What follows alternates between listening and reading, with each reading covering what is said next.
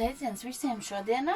Tātad mani sauc Kristīna un izlikšu tātad gan eņģeļu terapijas kāršu salikumu, tātad gan arī taro kāršu salikumu, tātad par to, kas mūs sagaida laika posmā no 19.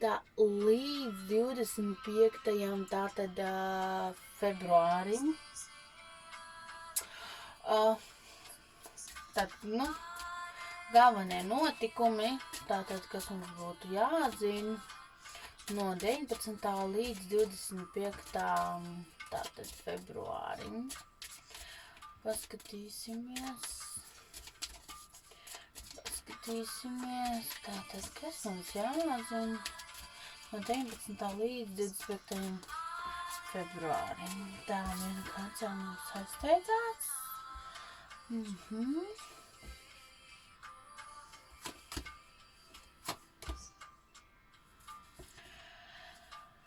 Tātad, eņģeļi runā par to, kad šobrīd ļoti aktīvi, teiksim, no visādām enerģijām un visu spēs pastargāt tātad kristāli.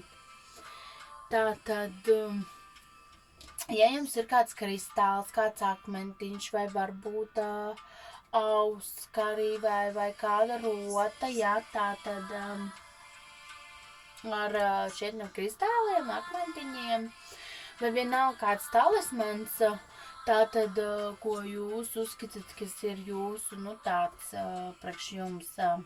Tātad šajā laikā jūs droši drīkstat viņu tātad pielietot, likt, vai arī, cits varbūt skaita lūkšanas, cits iespējams,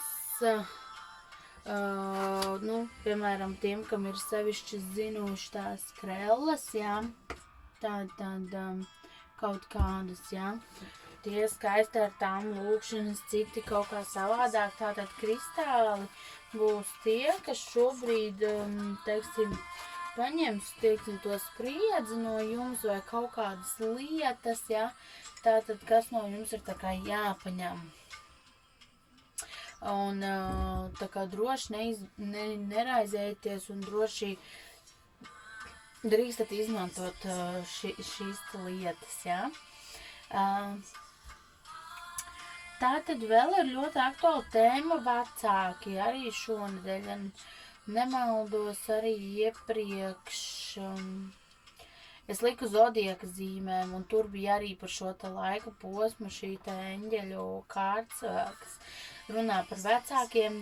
Tātad sakārtot visas lietas, teiksim, kas ir saistīts ar vecākiem, vai piezvanīt vecākiem, vai, satikt šobrīd nav iespējams, bet piezvanīt, parunāt, izrunāt, tātad visu, kas uz sirds, kas nomāc, vai kaut kādā veidā, kur ir kaut kāda vai problēma, vai iespējams arī uzrakstat vēstuli. Kaut vai jūs to viņam neatdodat, bet izliekat visas savas emocijas uz papīra, un pēc tam varat sadedzināt un vai palaist vienkārši vējā pelnus, vai cits varbūt, nolaiž kanalizācijā. Tas atkarībā, ko katrs pēc sajūtām vēlas darīt, bet tādā veidā jūs atbrīvosiet sevi arī no kaut kādām tātad šīm tēm nomācošām sajūtām, kas skar tēmu par vecākiem. Iespējams, varbūt jūs pats esat vecāks un jūs uztraucaties ļoti, šobrīd ļoti aktuāli ir uztraukums tieši arī tāpat vecākiem par saviem bērniem, jo ir tālmācība un ļoti daudziem varbūt nav dators vai tieši kaut kas notiek, kad tas dators niķojās un neiet, un tas rada papildus stresu un raizes tātad par bērnu izglītību. Tātad ļoti aktuāla tēma, kas ir šobrīd jārisina, jo mēs vēlāk atliksim šo tēmu risināt, jo pašiem mums tas vilksies vairāk līdzi un neļausies celties mūsu šīm labajām vibrācijām, bet tieši vilks mūs uz leju. Vēl ļoti aktuāla tēma būs partnerattiecības un visas aktivitātes, kas ir saistītas tātad ar šīm te partnerattiecībām. Un saaudzējiet savas partnerattiecības, saaudzējiet sevi savās partnerattiecībās. Esat godīgs, esat atklāts, stāstat par to, kā jūs jūtaties, neslēpjat to, ja jūs jūtaties nomāts vai jums nepietiek partneru uzmanība vai kaut kādā veidā jūtaties tātad ne īsti labi šajās attiecībās. Tātad tas ir jāsakārto netraumējot sevi, netraumējot partneru un saaudzējot sevi, bet šī tēma būs arī ļoti, ļoti tātad aktuāla. Tas ir tātad no eņģeļiem, un tagad paskatīsimies tūlītās tātad no taro kārtīm.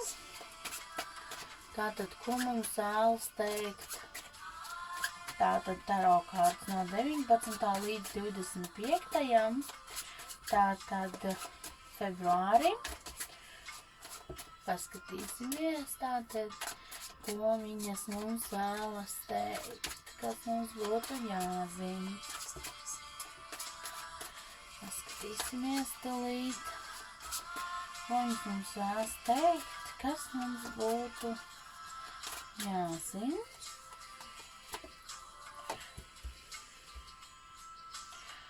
Tā.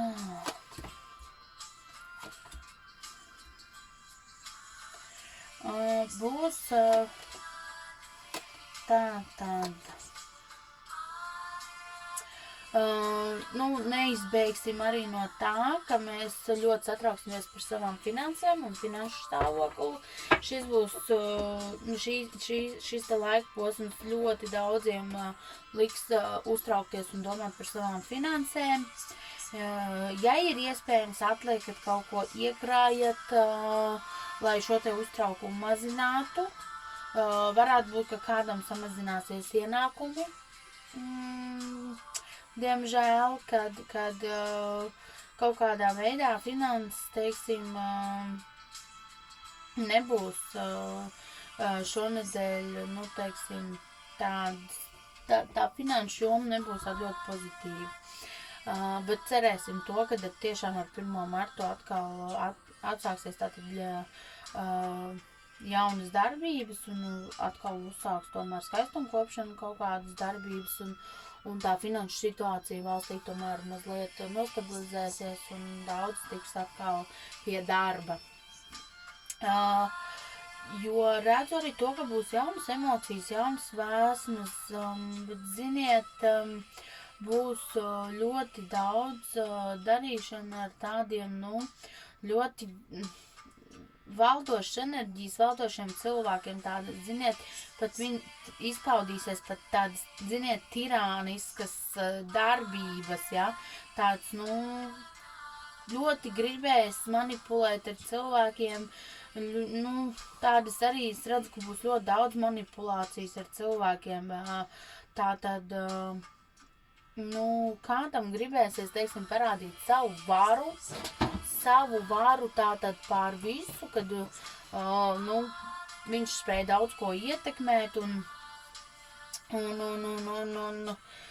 teiksim, tā šie cilvēki paši nesaskatīs, teiksim, to, ko viņi ar to, teiksim, izdarīs un kāds būs tas gala rezultāts tam visam. Tāpēc piedomājam par to, kādi mēs esam, kādas darbības mēs veicam, tomēr padomāt. Un godīgā ceļā iet teiksim tā, sasniegt savus mērķus, jo šajās te dienās būs tāda tendence, ziniet, ļoti aktīvi būs visādi manipulatori, tie, kas manipulē ar cilvēkiem. Tātad arī vajadzētu uzmanīties, teiksim, no krāpnieciskām arī tātad darbībām, ja?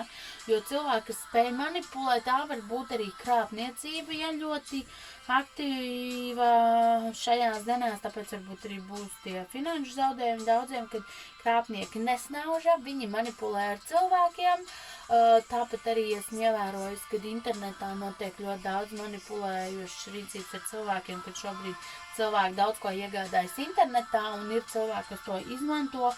Un tā tad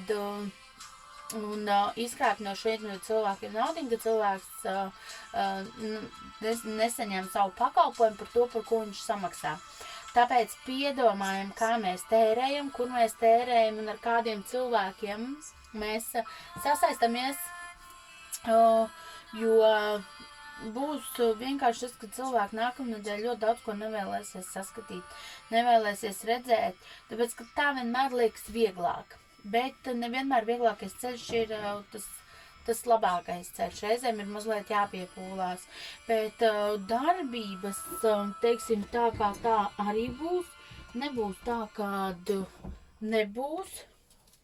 Būs arī darbības nākamnedēļ. Un tā kā nav arī tā, teiksim, kad ir viss tikai ļoti slikti. Tā nebūtu nav. Tā nebūtu nav.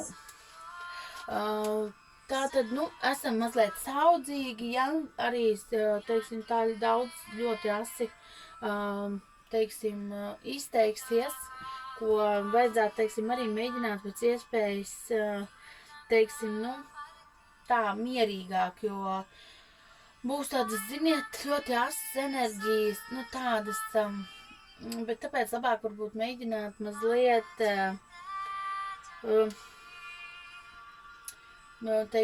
mazliet, nereaģēt tik as uz visām situācijām. Jo cilvēkiem būs, teiksim, tā par to, par ko mēs visu veiksim, ja cilvēkiem arī nākamās dienās būs par to jāuzņemās atbildība. Mēs nevaram veikt kaut kādas darbības, par ko mēs neuzņemamies atbildību. Tā kā tā.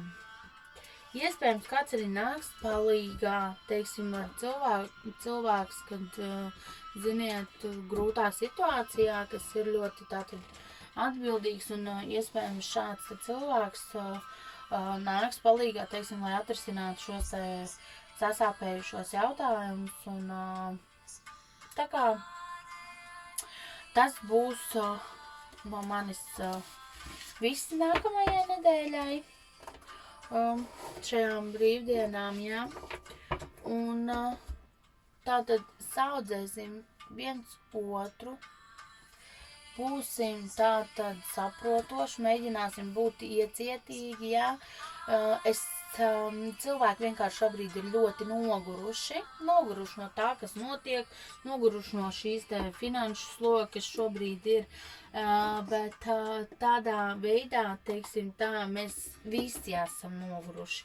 Vairāk vai mazāk visi, protams, citam tas viss ir vairāk, citam mazāk, un tāpēc padomāsim arī par to, kad iespējams blakus tas cilvēks jūtas tieši tāpat, kā jūtaties jūs, un padomāsim pirms savas asās reakcijas arī tātad par līdzcilvēkiem, sevišķi mājās attiecībās, par ko runāja arī eņģeļi, kad, ir jāpiedomā par tām enerģijām un visu, kādas valda savstarpējās attiecībās, lai, teiksim, mēs nenodarītu pāri sev vai partnerim. Labi, mani mīļie, tas šodien šis ir no manis viss. Priecājos, kad jūs bijāt ar mani un klausījāties, un tiksimies nākamajā nedēļā. Ja jums ir individuāli kāds sasāpējis jautājums vai vēlties vienkārši uzzināt par to, kas jums tuvākā laikā ir gaidāms, protams, rakstat man e-pastiņu fortuna@inbox.lv vai manā Facebook lapā Fortuna, tātad droši rakstat man vēstuli, un tur mēs par visu vienosimies. Šokar es jums teikšu paldies, un tad tiksimies kādā citā izlikumā. Atā!